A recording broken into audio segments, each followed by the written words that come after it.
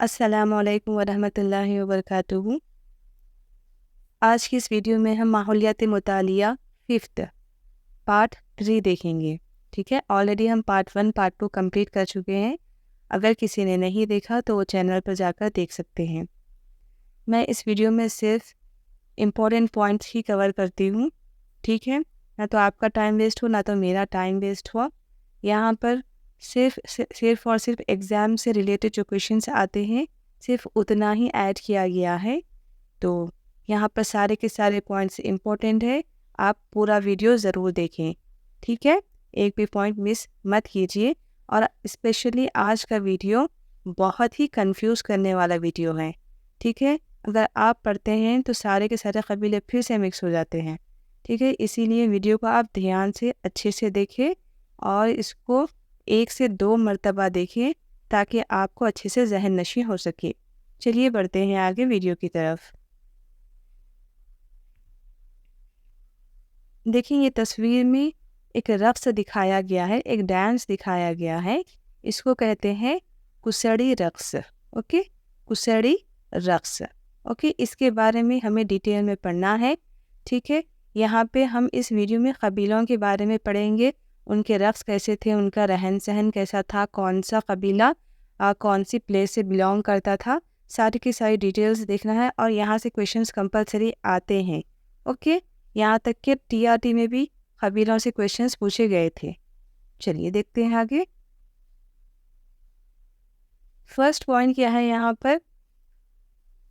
पर मैंने क्वेश्चंस नहीं लिए हैं क्योंकि अगर मैं यहाँ पर क्वेश्चंस बनाती हूँ तो फिर आपके आंसर्स एक दूसरे के साथ मिक्स हो जाने के चांसेस है, ठीक से याद नहीं रहेगा। इसीलिए हम एक कबीले के पूरे डिटेल्स एक साथ पैराग्राफ में इम्पॉर्टेंट पॉइंट्स पढ़ लेंगे ताकि आपको एक कबीले की जितने भी डिटेल्स है अच्छे से याद हो सके। ठीक है, चलिए देखते हैं। फर्स्ट देखिए, तस्वीर में जो हम तस्वीर देखे हैं उसमें रक़्स करती हुई ख़वातीन दरअसल ज़िला आदिलाबाद इलाके में रहने वाले कबायली औरतें हैं। ठीक है, कहाँ की औरतें हैं ये? ज़िला आदिलाबाद की कबायली औरतें हैं। वो कौन सा रक़्स कर रही हैं? कुसड़ी रक़्स कर रही हैं। ओके, और कुसड़ी रक़्स कौन से कबीले का है? ठीक है, गुंड कबीले का है वो। ठीक है, हम आगे देखेंगे, गुंड कबीले का है। ओके, तो नेक्स्ट देखते हैं। तो यहाँ पर देखिए, यहाँ पर क्या दिया गया है? हम गुंड लोग। ओके, गुंड कबीला कहाँ का है? आदिलाबाद। ओके, अच्छी से याद रखने का है कौन सा कबीला कौन सी प्लेस का है। ओके, आदिलाबाद का है। ओके, गुंड कबीला आदिलाबाद का है। और गुंड कबीले का डांस कौन सा है? कुसड़ी। ओके, ये 3 चीज़ें तो वेरी इंपॉर्टेंट है, अच्छे से याद रखने हैं। ओके, गुंड कबीला आदिलाबाद और इनका डांस क्या है? कुसड़ी रक़्स। ओके, कुसड़ी रक़्स। हम लोग पहाड़ी इलाकों में ज़िंदगी बसर करते हैं। जंगल के बाज़ मुकामात पर चंद ख़ानदान एक जगह झोपड़ी बनाकर ज़िंदगी गुजारते हैं। आम तौर पर हमारी झोपड़ियों की दीवारें पत्थरों से बनी हुई होती है जिन पर मिट्टी के लेप लगाए जाते हैं। ठीक है, देखिए यहाँ पर इनके जो घर होते हैं वो कैसे होते हैं? पत्थर के बने हुए होते हैं और ऊपर उसकी मिट्टी का लेप लगाया जाता है। और इन दीवारों पर बाँस और जंगली घास को इस्तेमाल करते हुए झोपड़ी की तामीर की जाती है। इनमें पकवान, पूजा और ख़वातीन के लिए अलहदा कमरे होते हैं। ठीक है, ये जो सिस्टम होता है, पकवान का कमरा अलग और पूजा का कमरा अलग और ख़वातीन का कमरा अलग, वो कौन से कबीले से बिलोंग करता है?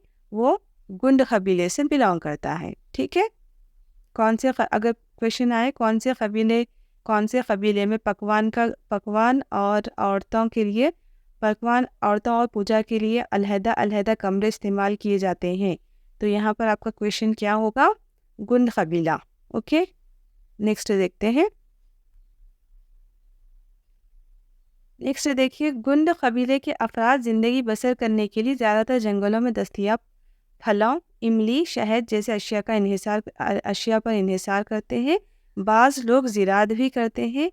फसलों की कटाई के बाद ये लोग एक मखसूस त्यौहार मनाते हैं जिनमें अपने गांव के देवता अक्कीपन को फसल का पहला हिस्सा पेश करते हैं, बाद ही वो फसल को अपने लिए इस्तेमाल करते हैं।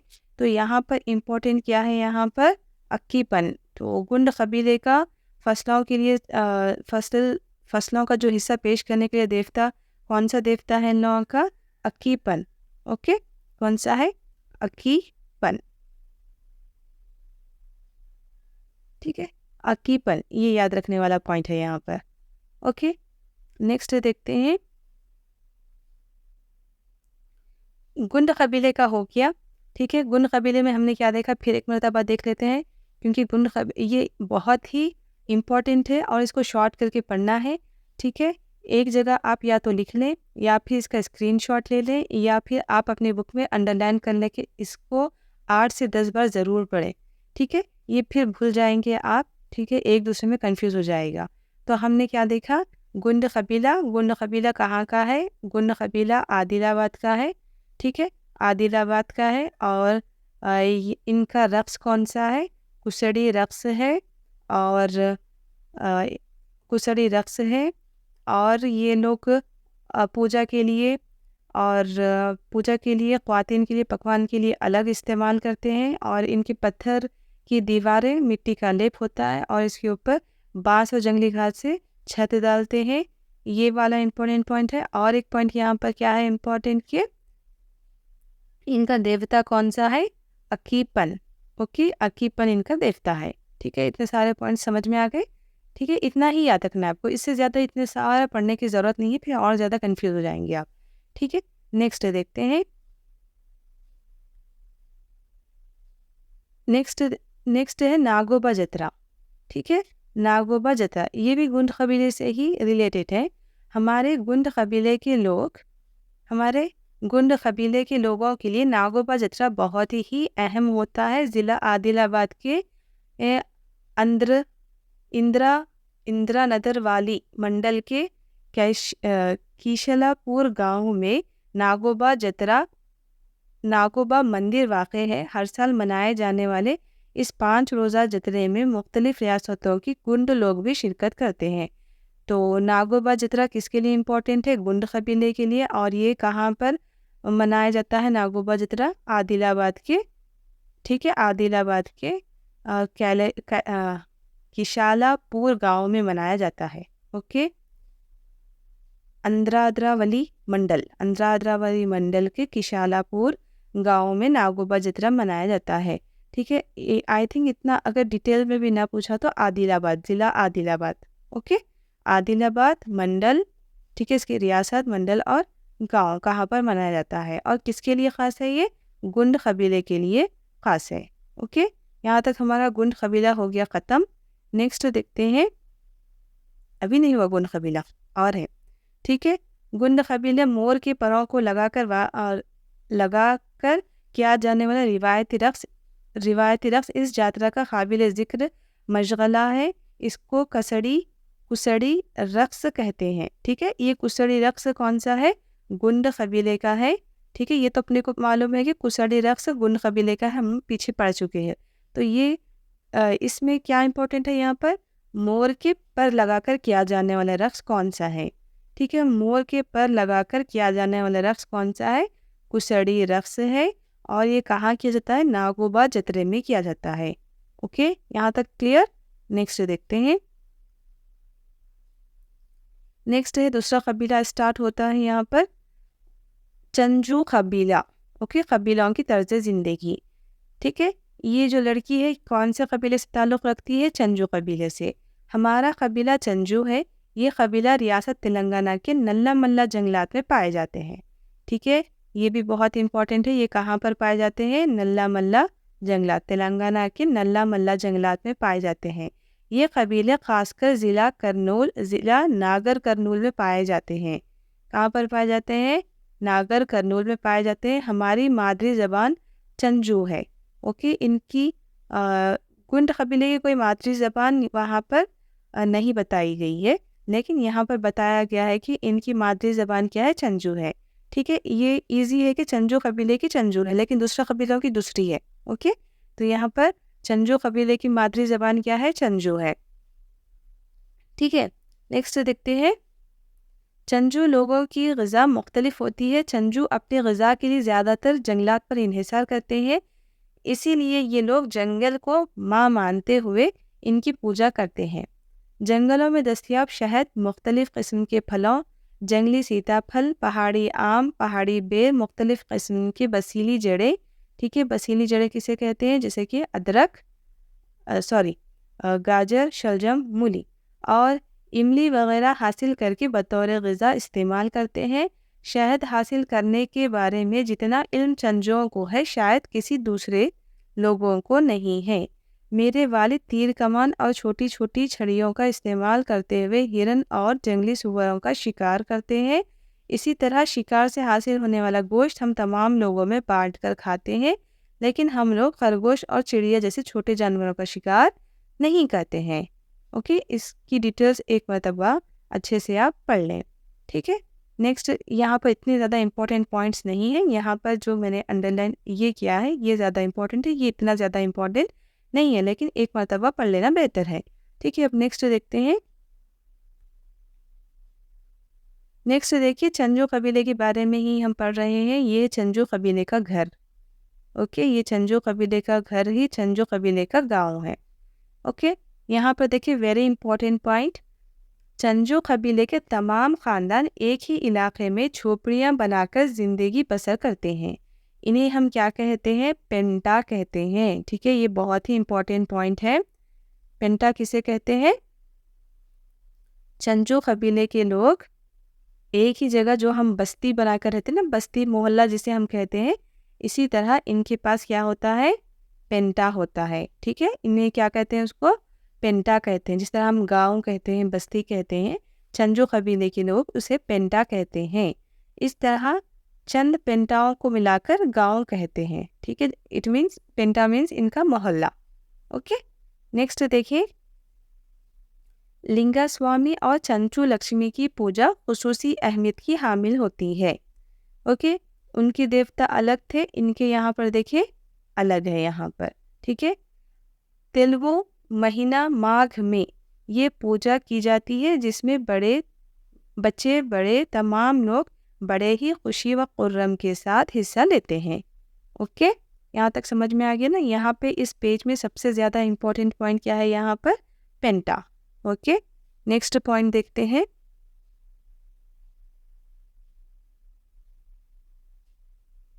चंजो कबीला हो गया। ठीक है, चंजो कबीले को एक मरतबा हम फिर से रिवाइज कर लेंगे ताकि हम भूल ना जाए। ठीक है, सिर्फ इम्पोर्टेंट पॉइंट्स देख लेंगे यहाँ पर फिर से। देखिए, चंचू कबीले की मातृ ज़बान चंचू है। चंचू कबीला कहाँ पर पाया जाता है, नल्ला मल्ला के जंगलात में पाया जाता है। ठीक है, नल्ला मल्ला के जंगलात, और ख़ासकर ये कहाँ पर, ज़िला नागर कर्नूल में पाया जाता है। ठीक है, नेक्स्ट इम्पोर्टेंट पॉइंट क्या है इसमें, चंचू कबीले के लोग जो घर बनाकर रहते हैं, एक ही जगह सारी झोपड़ियाँ बनाकर रहते हैं, उसे हम क्या कहेंगे, पेंटा कहेंगे। और सारे पेंटे मिलके क्या बनता है, एक गांव बनता है। ठीक है, पेंटा का मतलब एक मोहल्ले के जैसा। ठीक है, तो किससे बिलोंग करता है, चंचू कबीले से। ठीक है, नेक्स्ट क्या है, बोंडा कबीला। नेक्स्ट है बोंडा कबीला। बोंडा कबीले के बारे में देखिए, दो कबीले, यही कहा जाता है कि कहा जाता है बेटा, यही दो कबीले नहीं बल्कि अराकू इलाके में। ठीक है, ये जो बोंडा कबीला होता है वो कहाँ पर होता है, अराकू इलाके में होता है। ठीक है, अराकू इलाका एक प्लेस है जहाँ पर कई किस्म के कबीले पाए जाते हैं।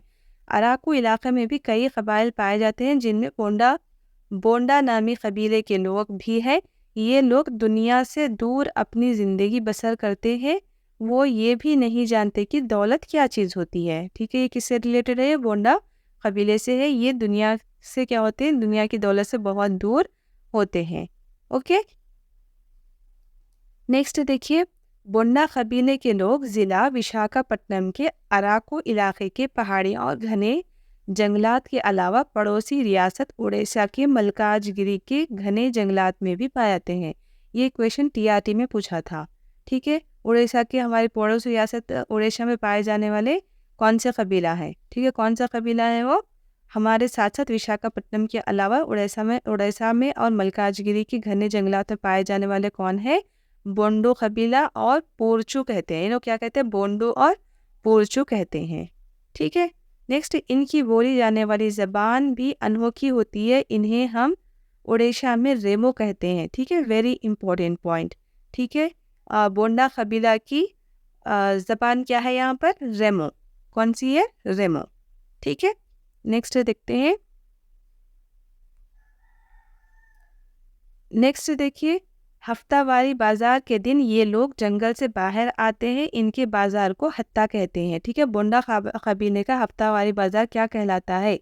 ठीक है, ये हत्ता कहलाता है, हत्ता या फिर हस्ता। ठीक है, वहाँ पर क्लियर नहीं है, तो हत्ता कहलाता है। तो ये ना बहुत ही इंपॉर्टेंट क्वेश्चन है, ये भी ऑलरेडी टेट में पूछा हुआ क्वेश्चन है। ओके, इसीलिए आपको ये दो चैप्टर्स, 4th और 5th के 2 लेसन्स बहुत ही अच्छे से पढ़ने हैं। यहाँ से बहुत सारे क्वेश्चंस पूछे जाते हैं, एक भी पॉइंट मिस नहीं करना है। ठीक है, इसे क्या कहते हैं? हम हत्ता बाज़ार कहते हैं।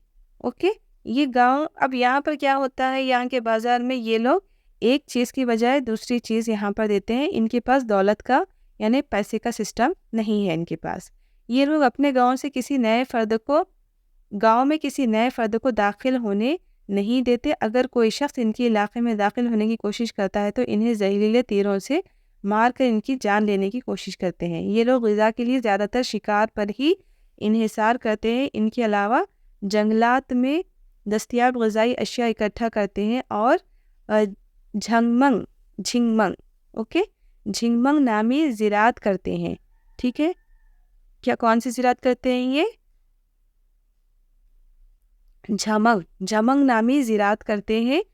सिर्फ मर्द हजरात ही शिकार करते हैं। ठीक है, यहाँ पर देखिए इंपॉर्टेंट पॉइंट क्या है, यहाँ पर ये कौन सी ज़राअत करते हैं? यहाँ पर ज़राअत का तरीक़ा दिया गया है। पहले किसी कबीले में ज़राअत का तरीक़ा नहीं दिया गया था, यहाँ पे पूरे कबीले में ज़राअत का तरीक़ा दिया गया है।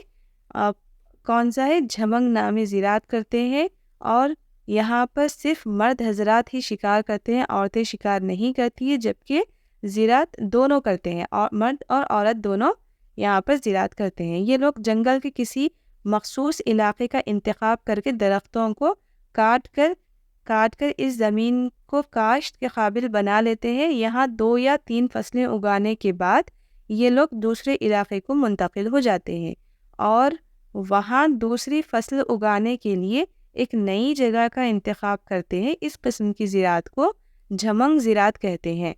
तो यहाँ पर देखिए ये पॉइंट बहुत इंपॉर्टेंट है। झमंग ज़राअत किसे कहते हैं?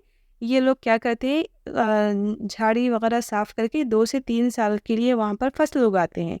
फिर 2-3 साल बाद फसल उगाने के बाद वहाँ से क्या होते हैं, दूसरी जगह पर चल जाकर फिर वही तरीक़ा दूसरी जगह अपनाते हैं। वहाँ पे फिर ज़मीन साफ़ करके वहाँ पर फसलें उगाते हैं। तो ये तरीक़ा क्या कहलाता है? झमंग तरीक़ा कहलाता है। झमंग ज़राअत का तरीक़ा कहलाता है। ओके, नेक्स्ट देखते हैं बोंडा बाज़ार संता। देखिए यहाँ पर नाम अलग दिया गया है, वहाँ पर नाम अलग दिया गया है, फिर भी इसको भी आप भी पॉइंट आउट करके रखिए। वो क्या है? हत्ता बाज़ार है। ओके, यहाँ पे संता दिया हुआ है। नेक्स्ट देखते हैं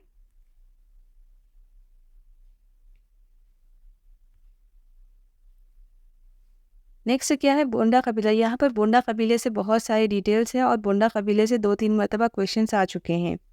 ओके, इनके बाज़ार के बारे में और ये कहाँ पर पाए जाते हैं उस बारे में। ठीक है, इस तरह के क्वेश्चंस आ चुके हैं, तो इसीलिए आप इनको अच्छे से पढ़ें। अगर आपके पास बुक नहीं है तो इस वीडियो के ये जितने भी पेजेस हैं अंडरलाइन किए हुए, इसको आप स्क्रीनशॉट लेकर रख लें, इसको ज़्यादा से ज़्यादा पढ़ें। ठीक है, इसमें कंफ्यूज आप ना हो। ओके, नेक्स्ट देखिए बोंडा कबीले के ख़वातीन हफ्तावारी बाज़ार में जंगल से इकट्ठा करती जंगलाती पैदावार को दूसरों को देकर इसके एवज़ में ज़रूरी अशिया हासिल करते हैं। इस तरीक़े को क्या कहलाता है? बेनिमी प्रथा कहलाता है। ये बोंडा कबीले के जो लोग होते हैं ये क्या करते हैं, एक चीज़ को देते हैं उसके बजाय दूसरी चीज़ को लेते हैं, क्योंकि इनके पास पैसों का रिवाज नहीं है, बल्कि चीज़ों की अशिया की अदला बदली का रिवाज है इनके पास। तो इसको क्या कहते हैं? यहाँ पर ये नाम बहुत इम्पोर्टेंट है। क्या है नाम? बेनी में प्रथा, या फिर इसको क्या कहते हैं? बार्टर निज़ाम, बार्टर सिस्टम कहते हैं।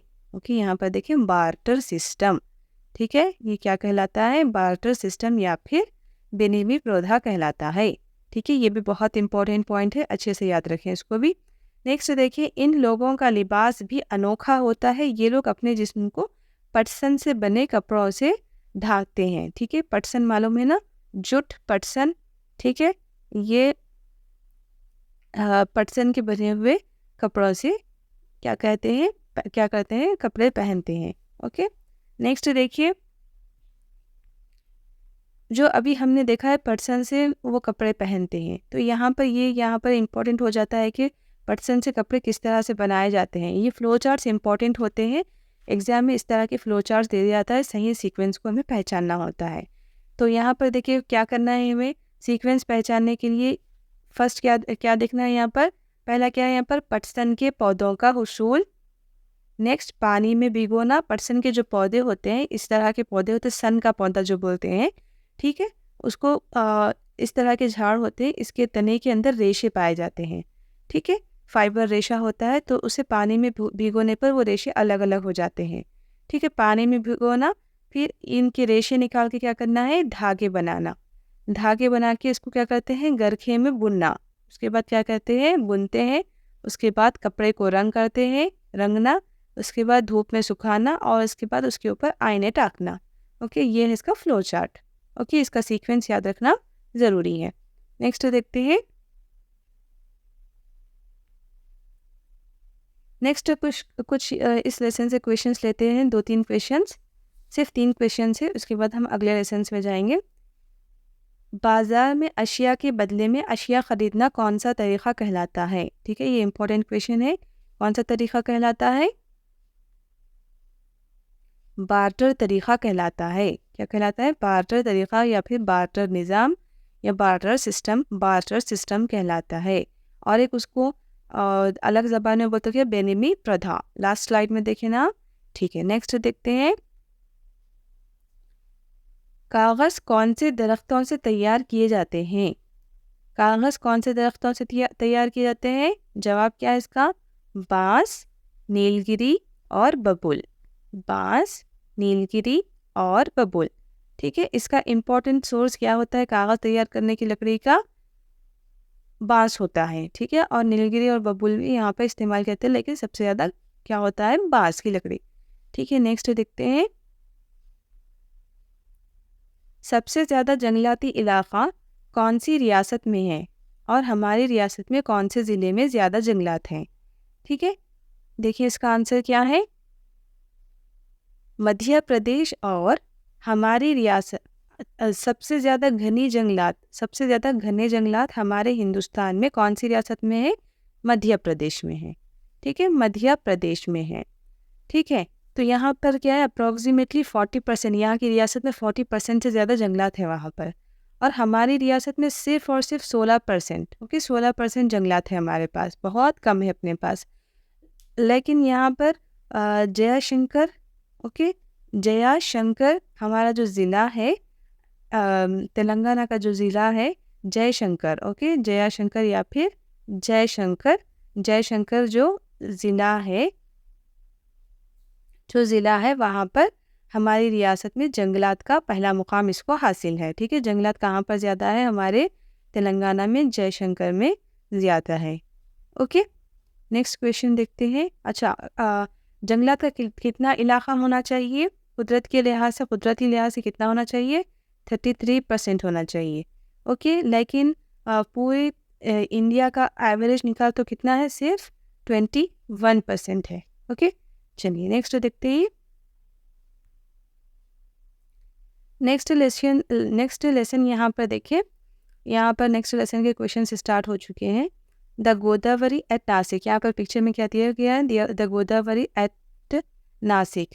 ठीक है, यहाँ पर हम गोदावरी नदी के बारे में कुछ पढ़ेंगे। यहाँ से भी क्वेश्चंस ऑलरेडी पूछे जा चुके हैं, और यहाँ से भी क्वेश्चंस पूछे जाने के चांसेस है, क्योंकि ये पैराग्राफ पूरा का पूरा इंपॉर्टेंट है। यहाँ से अगर मैं क्वेश्चंस बनाऊँ तो फिर यहाँ पर पूरे सेंटेंस डाइवर्ट हो जाएंगे, इसीलिए मैंने यहाँ पर पूरा पैराग्राफ ही ले लिया है। ओके, और अगर मैं अलग अलग क्वेश्चंस बनाती चलूँ तो फिर वीडियो बहुत ज़्यादा लंबा हो जाएगा। सिर्फ 2 लेसन्स का ही अगर मैं पैराग्राफ्स लेती हूँ तो भी इतना लंबा वीडियो बन जा रहा है, लेकिन वेरी इंपॉर्टेंट पॉइंट्स है, तो आप ज़रूर पूरा वीडियो देखिए, पॉइंट्स मिस ना करें। ओके, नेक्स्ट देखिए, दरियाए गोदावरी का मबदा मगरिबी घाट के ब्रह्मागिरी पहाड़ियों में है।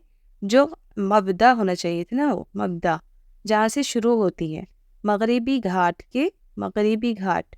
ओके, मगरिबी घाट मगरिबी बंगाल की तरफ नहीं होती है। हम देखें ना 4th क्लास के लेसन में, ठीक है, 4th क्लास में हम लोग देखिए कि मगरिब किधर होता है, यहाँ पर मगरिब होता है, ठीक है, यहाँ पर इधर मशरिक़, इधर मगरिब, ऊपर शुमाल, इधर जुनूब।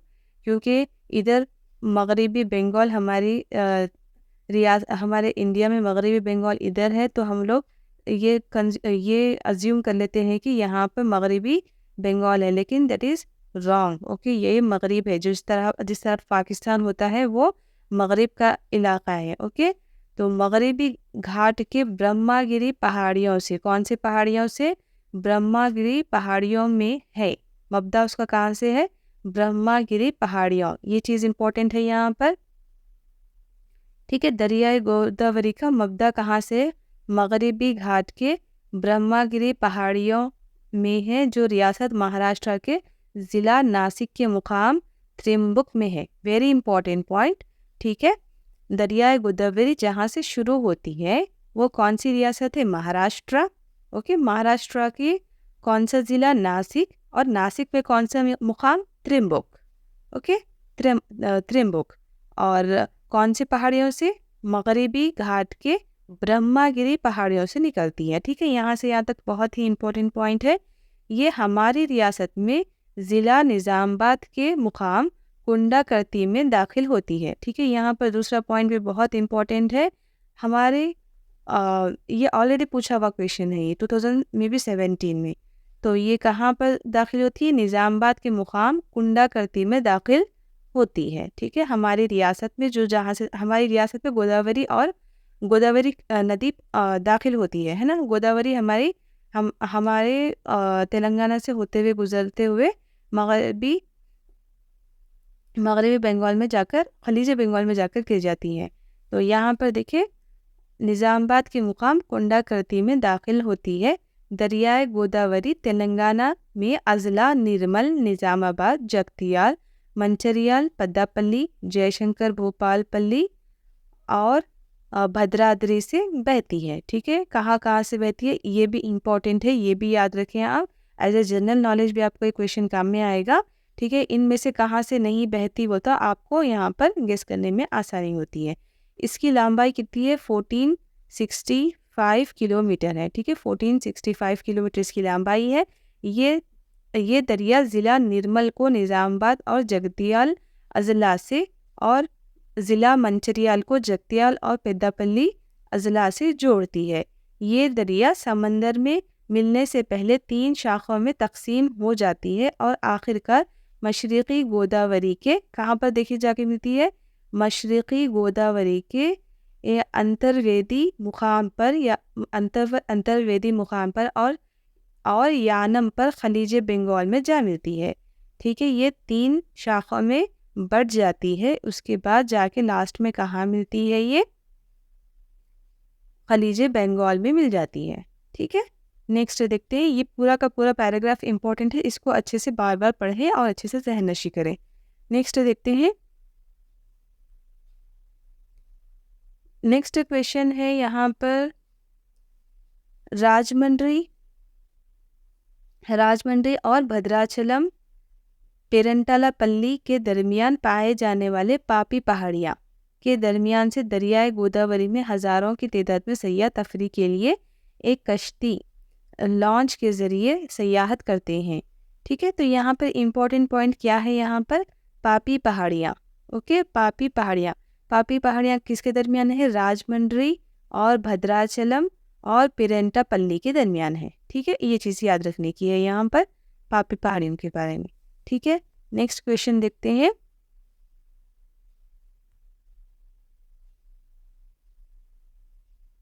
नेक्स्ट क्वेश्चन है डैम या फिर बांध और इनकी फसलें। दरियाए गोदावरी का पहला बंद गंगापुर के मुकाम पर है। पहला बंद कहाँ पर है?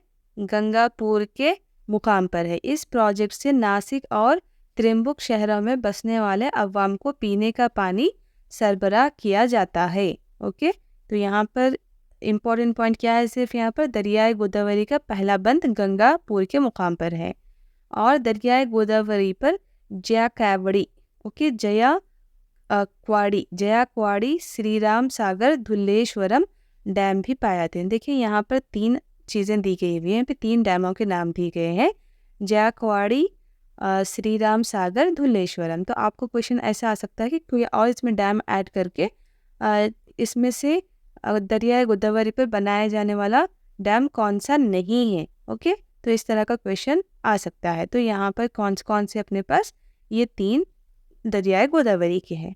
ठीक है, नेक्स्ट देखते हैं।